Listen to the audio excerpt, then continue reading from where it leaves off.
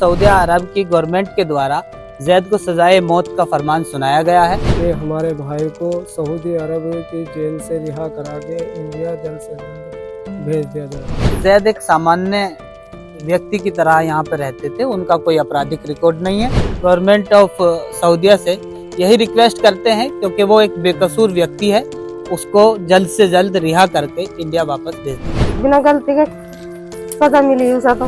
इस वक्त हम पहुंचे हैं मेरठ के रछौदी गांव में, जहां पर जो है एक शख्स को जो है सजाए मौत की सजा सुनाई गई है और जो यहां पर नहीं सिर्फ सऊदी सरकार के यहाँ मौजूद है।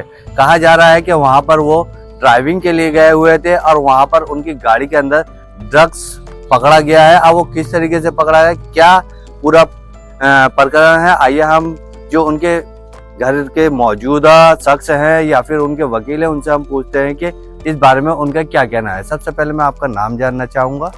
मेरा नाम असजद हयाती एडवोकेट है। एडवोकेट जी, जिस तरीके से जैद को वहाँ पकड़ा गया है और आपसे हमारी बात भी हुई है, तो क्या पूरा प्रकरण है और क्या उस आपको किस तरीके से मालूम हुआ, ये हम आपसे जानना चाहेंगे। जी, मामला ये एक ड्रग्स का मामला बनाया गया है और हमें जो मालूम हुआ है, ये पुलिस के द्वारा एक मैसेज प्राप्त हुआ है, एक नोटिस मिला है जिसमें ये लिखा गया था कि सऊदी अरब की गवर्नमेंट के द्वारा जैद को सजाए मौत का फरमान सुनाया गया है।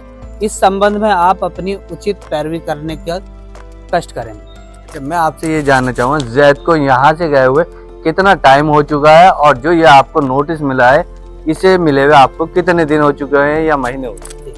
ये नोटिस जो प्राप्त हुआ है अभी 2-3 दिन की बात है।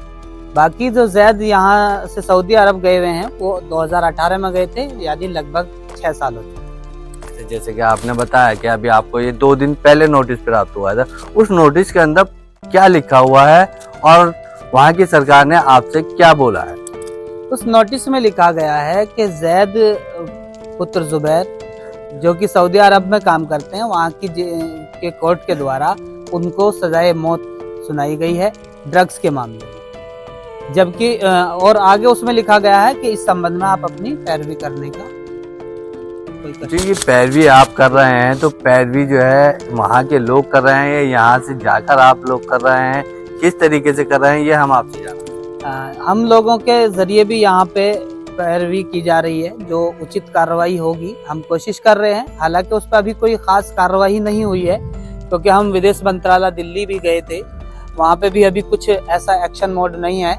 और वहाँ पे जो इनके बड़े भाई हैं उनके द्वारा भी कई बार वहाँ पे एम्बेसी में जो है इसको इन्फॉर्म किया जा चुका है, लेकिन अभी इसमें कोई खास उचित कार्रवाई नहीं हुई। जैसे कि आप बता रहे हैं कि उनके बड़े भाई उनकी पैरवी कर रहे हैं, तो उनके बड़े भाई वहीं सऊदीया में रहते हैं या कहीं और रहते हैं? ये मैं आपको, वो सऊदीया में ही एक कंपनी में काम करते हैं, मतलब एक चालक के रूप में वो काम करते हैं। अच्छा, जैसे कि जैद की अगर हम बात करें तो जैद जो गाड़ी चला रहे थे, गाड़ी के अंदर ड्रग्स बरामद हुई है, तो वो गाड़ी किसकी थी और कहाँ वो काम करते थे? ये जी, वो सऊदी अरब में काम करते थे और वो एक पुलिस सऊदी की जो पुलिस कर्मी है उनकी गाड़ी थी और वो चालक के रूप में उसमें काम करते। जी, आपने जिस तरीके से देखा, वकील साहब ने हमें पूरा बताया कि कब उन्हें नोटिस मिला है और कहाँ से वो जॉब करते थे और किसकी वो गाड़ी थी। उसके साथ ही हम उनके भाई से भी बात करेंगे, जो उनके भाई हमारे साथ मौजूद हैं, कि भाई इस मामले में उनका क्या कुछ कहना है। सबसे पहले आपका नाम जानना चाहूँगा। जी, मेरा नाम साद अहमद है, मैं जैद का भाई हूँ। जैद जी, जिस तरीके से आपको नोटिस प्राप्त हुआ है, तो उस बारे में आपका क्या कहना है, कि आप क्या कहना चाहते हैं? हमारे भारत सरकार से यही अपील है कि हमारे भाई को सऊदी अरब की जेल से रिहा करा के इंडिया जल्द से जल्द भेज दिया जाए। अच्छा, जिस तरीके से आपके भाई पे एक मुकदमा भी दर्ज है और उन्हें जो है ना ड्रग्स मामले में भी गिरफ्तार किया गया है, तो इस बारे में आप क्या कहेंगे कि ये जिस तरीके से अगर हम बात करें कि भाई यहाँ की उनके घर के आसपास की या फिर यहाँ पर जो है अब तक का जो उनका रिकॉर्ड है वो किस तरीके का है, ये भी हम जानना चाहेंगे कि वो यहाँ पर किस तरीके से रहते हैं। यहाँ जो है वो बड़े सिंपल तरीके से रहते थे और वो जो है। अच्छा, मैं आपसे ये जानना चाहूँगा कि जो आपका ये वो भाई हैं जैद, तो उनका कहा जा रहा है कि भाई पुराना रिकॉर्ड कैसा है, जिस तरीके से यहाँ पे एसएसपी विपिन टांडा ने भी जो है आप से मुलाकात की या फिर आप उनके पास गए तो उनका पुराना इतिहास क्या है, कोई क्रिमिनल रिकॉर्ड है या फिर कैसे है? उनका जो है वो जो है इनके वो बड़े सिंपल तरीके से रहा करते थे और जो है वेल्डिंग का काम करते थे बाहर। और यहाँ से जो है फिर बाद में वो सऊदी के लिए गए।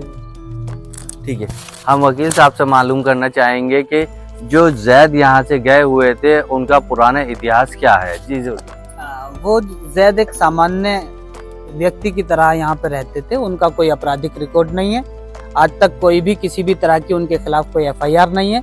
तो इस चीज का पूरी तरह से खंडन किया जा सकता है कि वो एक आपराधिक श्रेणी के व्यक्ति हैं।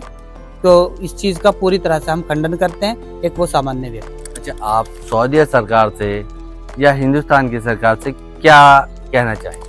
हम गवर्नमेंट ऑफ इंडिया से और गवर्नमेंट ऑफ सऊदीया से यही रिक्वेस्ट करते हैं, क्योंकि वो एक बेकसूर व्यक्ति है, उसको जल्द से जल्द रिहा करके इंडिया वापस भेज दें। अच्छा, निष्पक्ष जांच होने के बाद आपका कहना है कि भाई उन्हें निष्पक्ष जांच होने के बाद जो भी बात सामने आती है उसके आधार पर जल्द से जल्द उन्हें इंडिया भेज देना चाहिए।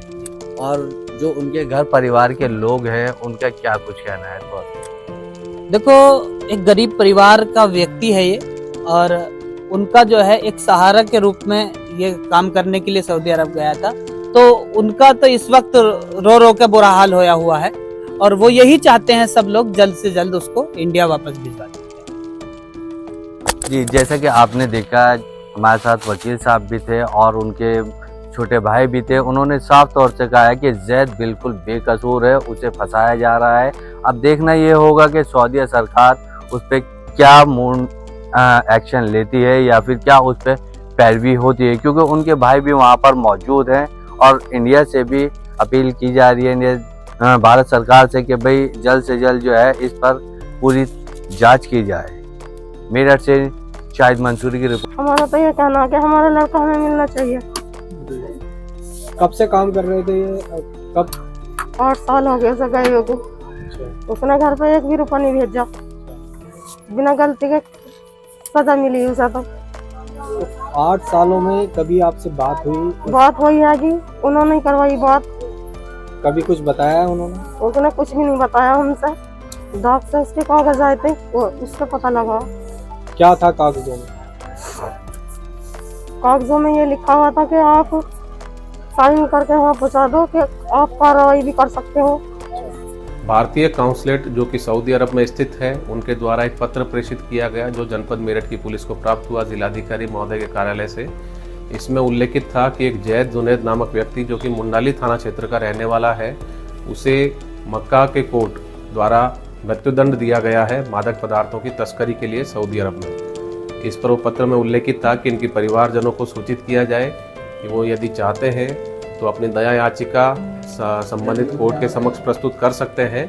और इसी संबंध में कल इनके परिजनों को सूचित किया गया और वहां इनके घर पर नोटिस भी चस्पा किया गया है। सब्सक्राइब करें आपका अपना चैनल न्यूज़ टाइम नेशन, और हर खबर सबसे पहले पाने के लिए बेल आइकॉन जरूर दबाएं। और हाँ, खबरें पसंद आ जाएं तो लाइक और शेयर करना ना भूलें।